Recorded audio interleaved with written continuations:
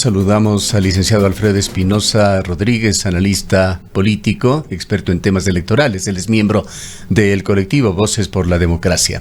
Licenciado Espinosa, le damos la bienvenida. Quisiéramos conocer su punto de vista sobre las próximas elecciones para dentro de 4 días. Se espera ya que el Consejo Nacional Electoral convoque a elecciones seccionales para el año 2023, y esto genera expectativa en todo el país, particularmente en las ciudades, pues son elecciones seccionales. Aquí en Cuenca trascendió la semana pasada, hay 45 partidos y movimientos políticos que aspiran a participar en las elecciones. Esta cifra aún podría subir hasta 50. Su punto de vista. Buenos días, Gustavo. Un saludo cordial con ustedes. Sin lugar a dudas, las elecciones seccionales cobijan a un amplio número de candidatos. Yo creo que la ciudadanía, en términos generales, tiene que estar preparada para que cerca de 80.000, 90.000 candidatos a las distintas dignidades se haga presente, y de igual manera un número vasto de organizaciones políticas. Al momento tenemos 269 que van a pugnar por los espacios de representación. Yo creo que una de las características de estas elecciones seccionales tiene que ver precisamente con esto, ¿no? El amplio número de candidatos, más que en la organización más que en las elecciones del 2021, un amplio número también de organizaciones políticas que nos va a llevar sin lugar a dudas a escenarios de fragmentación por ocupar los puestos de poder. Ahora bien, recordemos que el Código de la Democracia también plantea la realización de debates electorales. Ya no estaremos frente a un solo debate como lo vimos en las elecciones del año anterior, un debate de primera y de segunda vuelta. Ahora tendremos varios debates que se van a tener que realizar con el auspicio, con el apoyo del Consejo Nacional Electoral en las localidades en donde existan más de 100.000 electores, ¿no? Y también tomando como característica el hecho de que las delegaciones provinciales del Consejo Electoral deberán buscar los canales necesarios, las alianzas estratégicas para viabilizar estos debates, posiblemente en alianza con la sociedad civil, con la academia, pero digamos tendrán que dar cabida para que se puedan realizar estos debates. A esto hay que sumar la elección sui generis de los consejeros del Consejo de Participación Ciudadana. El año anterior hubo 43 candidatos a ser consejeros del Consejo Ciudadano. Posiblemente ese número también se incremente, ¿no? Y es un proceso un tanto particular porque usted tiene, dentro de esto, digamos, un vasto número de ciudadanos que no actúan en términos formales, auspiciados por organizaciones políticas, pero que hacen campaña como si fueran un partido político. No cuentan con una franja publicitaria que les otorga el Consejo Electoral, pero no pueden hacer campaña. Entonces, esto también va a formar parte de este proceso electoral, a lo que habría que sumar, sin lugar a dudas, la muy posible presencia de una papeleta adicional, según lo anunció el presidente de la República hace unos días, debido a la intención de realizar una consulta popular sobre temas que todavía en el caso del gobierno se están bosquejando, pero que más o menos se dejan visualizar en 2 o 3 temas, tal vez la reforma del sistema de justicia, lo que respecta al sistema, al Consejo de Participación Ciudadana y sus competencias, ¿no? Y por ahí tal vez algún otro tema relacionado al tema de la lucha anticorrupción. Yo creo que esto va a marcar, digamos, un poco el escenario de las seccionales. Los próximos días, como mencionó, El Consejo Electoral se declarará en periodo electoral, tendremos una primera elección con consejeros prorrogados en funciones, porque no se ha renovado el Consejo Nacional Electoral. Será el espacio en donde tendrán que aprobar estos consejeros prorrogados un calendario, tendrán que aprobar un presupuesto, tendrán que realizar los procesos de los consejos consultivos, y consecuentemente tendrán que lidiar con un calendario que va a requerir sin lugar a dudas tiempos más ajustados a la realidad que vive el país, ¿no? Una realidad de pandemia, en donde se tendrán sin lugar a dudas también que revisar cada uno de los reglamentos, incluido el reglamento para la realización de las campañas electorales, los protocolos de bioseguridad. Antes tuvimos una elección sin vacunas, ahora tenemos una elección en un contexto de vacunas, entonces muy probablemente se pida el carnet de vacunación, o al menos eso creo yo debería pedirse, el carnet de vacunación para que los ciudadanos entren a los recintos electorales. Y poniendo como punto adicional a esto, será una elección también sui generis, en el sentido de que en las circunscripciones del exterior se va a realizar este plan piloto para que las elecciones sean telemáticas. Licenciado Espinosa, si me permite, sería importante aclarar para el público que nos ve y nos escucha, ¿qué es el colectivo Voces por la Democracia, este colectivo al cual usted se pertenece? ¿Cuáles son sus objetivos? ¿Tienen personería jurídica? Claro, el colectivo Voces por la Democracia está organizado, está conformado por un vasto número de ciudadanos que forman parte de la sociedad civil, básicamente que se juntaron a partir del proceso electoral de 2021 y realizaron varias sugerencias al Consejo Nacional Electoral buscando la transparencia del proceso electoral anterior.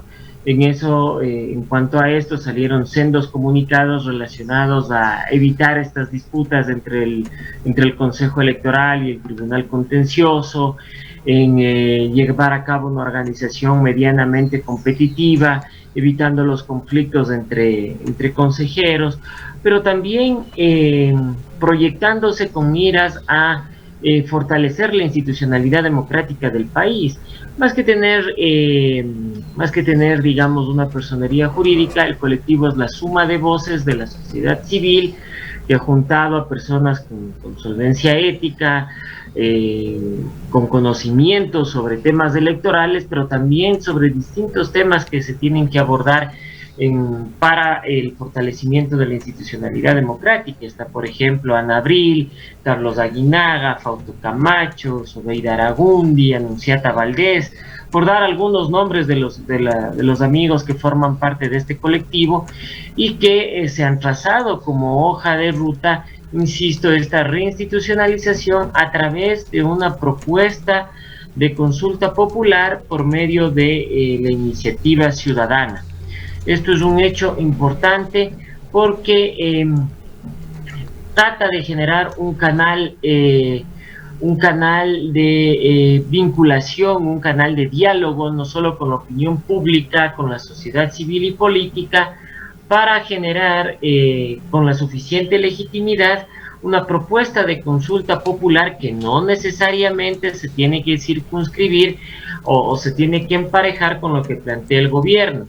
En la formulación de contenidos o en los tiempos que maneja el régimen para la vialidad de su proyecto de consulta.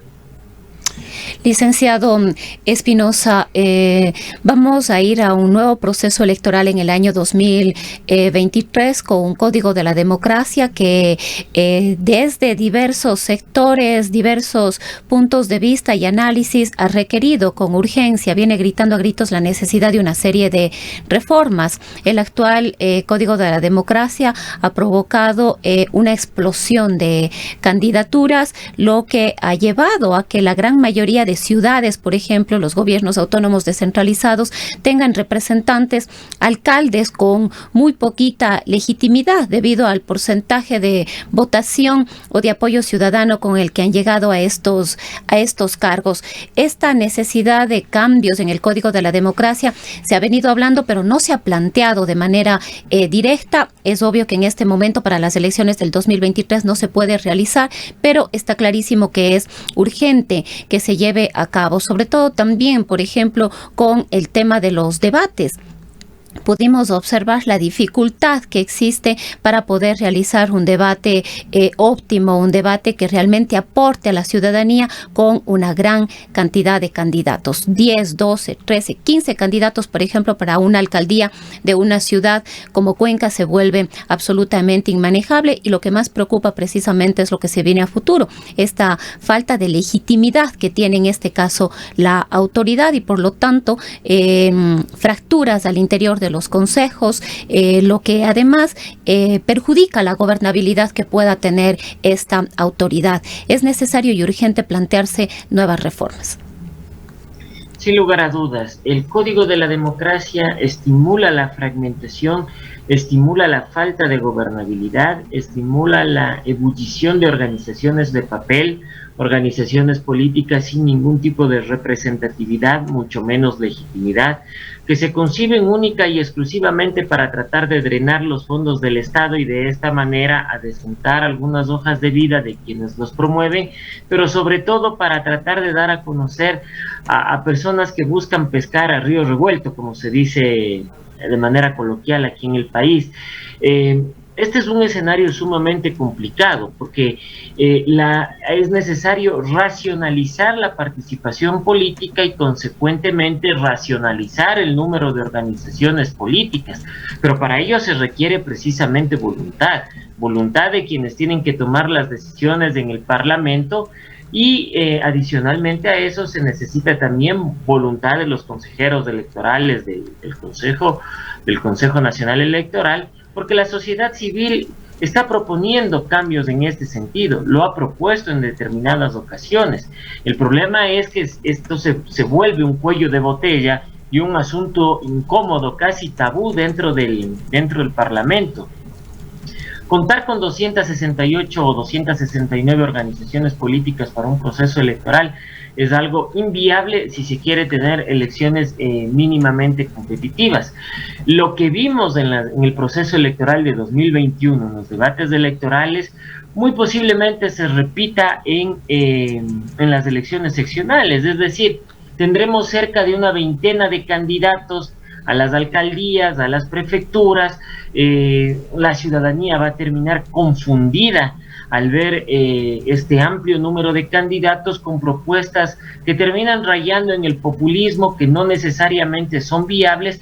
¿Por qué? Porque tampoco se han puesto parámetros mínimos con relación a mejorar la calidad de la representación, porque estas son dos cosas que van de la mano: racionalizar la participación política de partidos y movimientos, pero también introducir mayores requisitos para que los candidatos participen dentro de los procesos electorales, y además tendremos una primera elección a través de primera elección seccional, me refiero, con la modalidad del voto plancha, ¿no? Del voto por lista.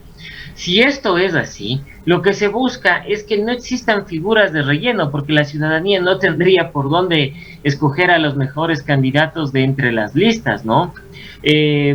Lo que se debería hacer es buscar a los mejores candidatos dentro de cada una de las tiendas políticas, realizar procesos de democracia interna lo suficientemente transparentes y respetables para que estas personas lleguen a conformar las listas en las elecciones pluripersonales, las listas de concejales, ¿no es cierto?, de miembros de juntas parroquiales, y que de esta manera, pues, quienes cuenten con la debida capacitación puedan ser candidatos. Además, licenciada Espinosa, de que sean los mejores candidatos, tienen también ahora con esta disposición del 2020 que se va a aplicar, que haber nacido en la ciudad o en el distrito al cual esperan representar, quien aspire a representar, deberá haber sufragado en ese recinto en el último proceso electoral. Es la norma, uno de los filtros más que pondrá el Consejo Nacional Electoral.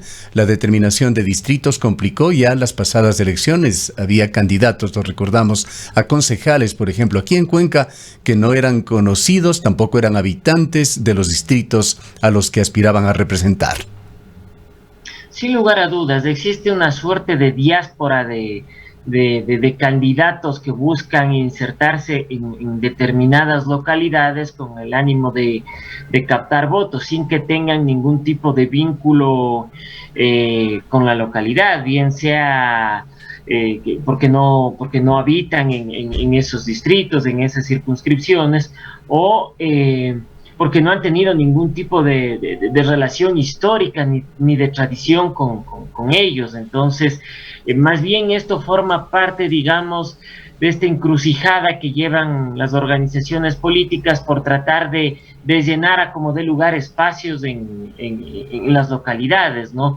Creo que en este sentido, creo que el hecho de que un candidato forme parte de la localidad por la cual va a terciar en un proceso electoral es lo mínimo, es el requisito mínimo que se debe de pedir, pero a esto habría que añadir otros más, que posiblemente no se hagan presentes en estas elecciones seccionales, pero que sí podrían debatirse mucho más y por qué no impulsarse para el siguiente proceso electoral. Bien. Por ejemplo. Bien, el tiempo lamentablemente se nos ha agotado. Le agradecemos mucho, licenciado Espinosa. El licenciado Alfredo Espinosa Rodríguez es miembro del colectivo Voces por la Democracia. Se ha referido a las próximas elecciones, que tendrá una de las características que han sido criticadas en Ecuador, una proliferación de candidatos. 45 a 50 partidos y movimientos políticos actuarían en la ciudad de Cuenca, aproximadamente 250, nos ha dicho Alfredo Espinosa, en el país.